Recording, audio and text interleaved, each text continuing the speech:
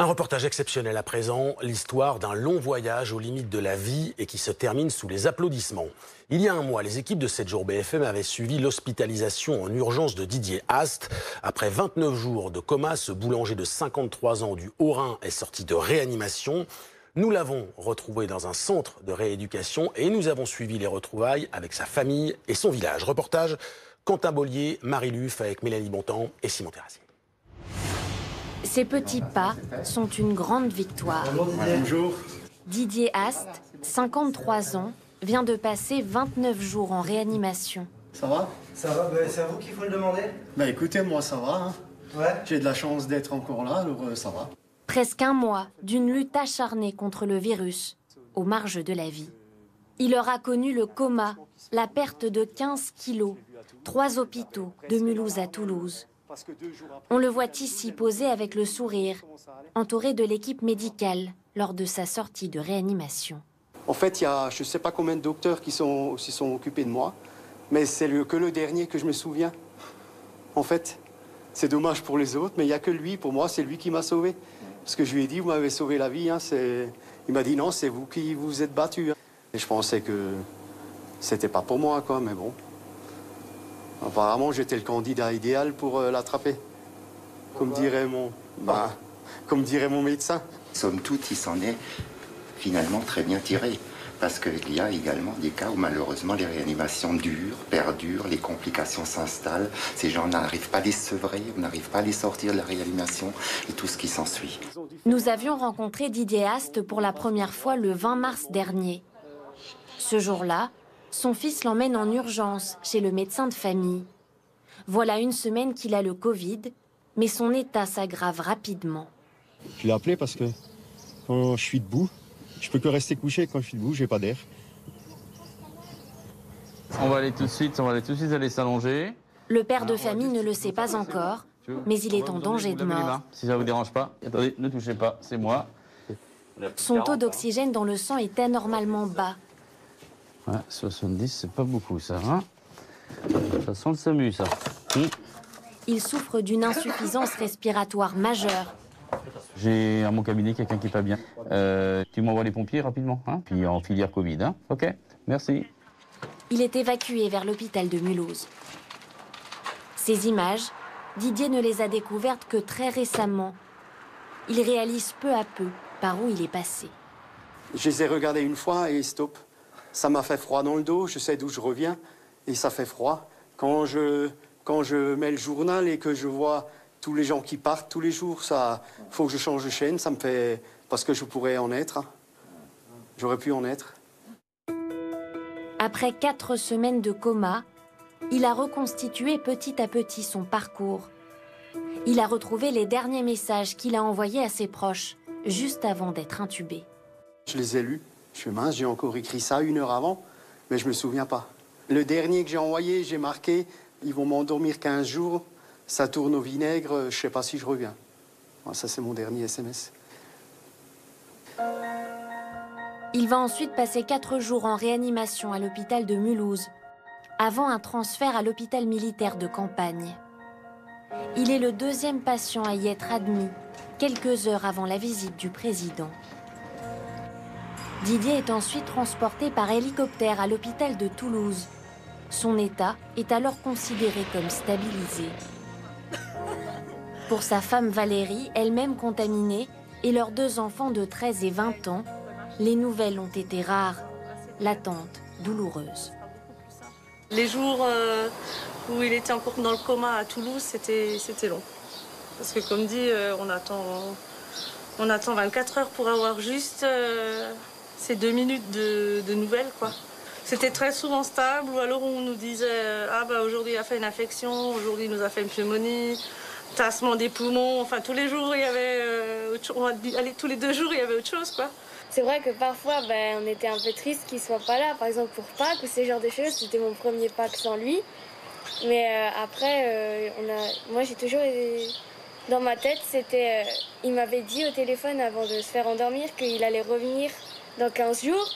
Donc moi, dans ma tête, je me disais, bon, il a un peu prolongé les 15 jours, mais il va revenir. Enfin, c'est un homme fort, il va revenir. Je me disais ça, donc ça allait. Enfin, sauf quelques petits moments, mais ça allait. Eux, dans leur tête, c'était plus maman, il est parti, c'est pour se faire soigner. Il reviendra. Et il va revenir. C'est bête et méchant, on a mis des œillères et c'était bon. Et ça, ils me l'ont répété. Il est en forme là. Ouais. Et ça, ils me l'ont répété souvent, quoi. Il y a un jour où j'ai craqué. Quand c'était il y a un jour, ouais. Et tu m'as dit, je te prends quand même dans les bras, tant pis si t'es malade. Et là, tu m'as serré dans les bras dans le salon et on s'est fait un câlin à trois. On n'aurait pas dû. En larmes ce jour-là. Ouais. Le Covid a bien décidé de ne pas lâcher la famille. Valérie tousse depuis 45 jours et ne s'est toujours pas débarrassée du virus. Pour parler à Didier, ses enfants et elle doivent se contenter d'appels vidéo. Car dans le centre de santé qui accueille les malades sortis de réanimation, les visites sont interdites. Ah, salut Lilou.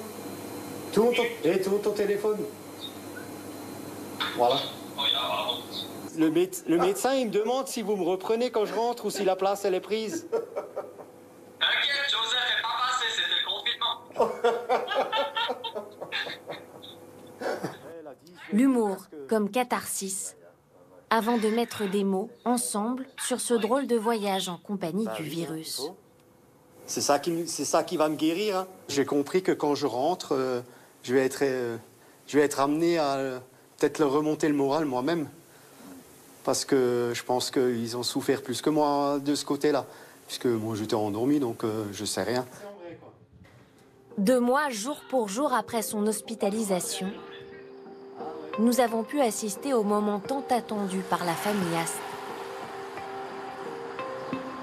Ce mercredi 20 mai, le fils de Didier va chercher son père au centre de santé pour le ramener à la maison. Je suis content. Ça fait 2 mois qu'on n'a plus vu notre père, ma soeur et moi. Et puis, là, je suis content de pouvoir le revoir. Ça fait du bien. Consignes sanitaires obligent. Les retrouvailles doivent se faire sans embrassade. Allez-y. Ouais. Retrouvailles. Ouais. Oh putain. Génial. Merci. Bon rétablissement encore. Au revoir. Au revoir. Au revoir, bon courage. Merci. Salut. Ça va? T'es pas censé, hein? Non, mais une claque, c'est pas grave. Bonjour. Il faut lui mettre un petit coup. Vous sortez sous les sunlights comme vous êtes parti. Comme je suis parti. C'est la même chose. Hein. C'est incroyable. Allez, au revoir. Il est temps. Tiens. Bon, à la prochaine. Enfin, pas ici, hein. Avant de rentrer, le fils de Didier a prévu une étape. T'as même le droit d'aller devant. Quelques instants au vert, après 2 mois passés entre les murs blancs de l'hôpital. Allez, on peut descendre là-bas.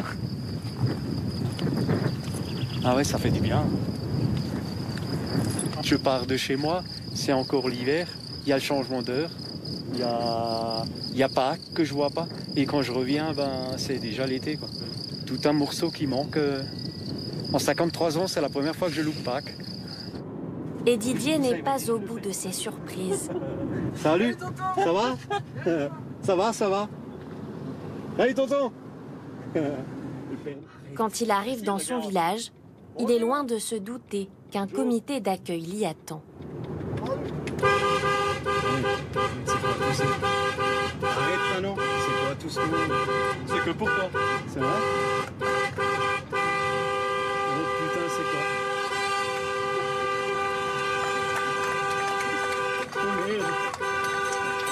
Et les gestes barrières. Ouais.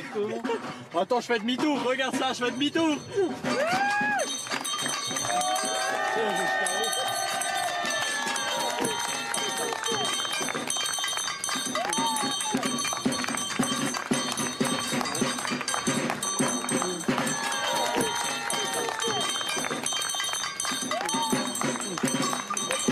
Je sais pas quoi dire. Oh, putain.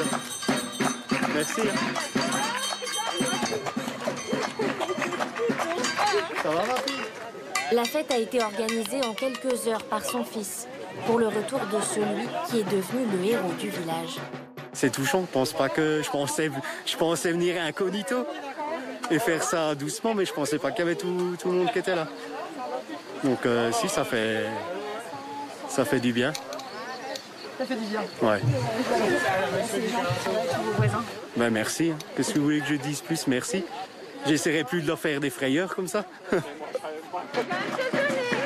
Sa convalescence n'est pas finie.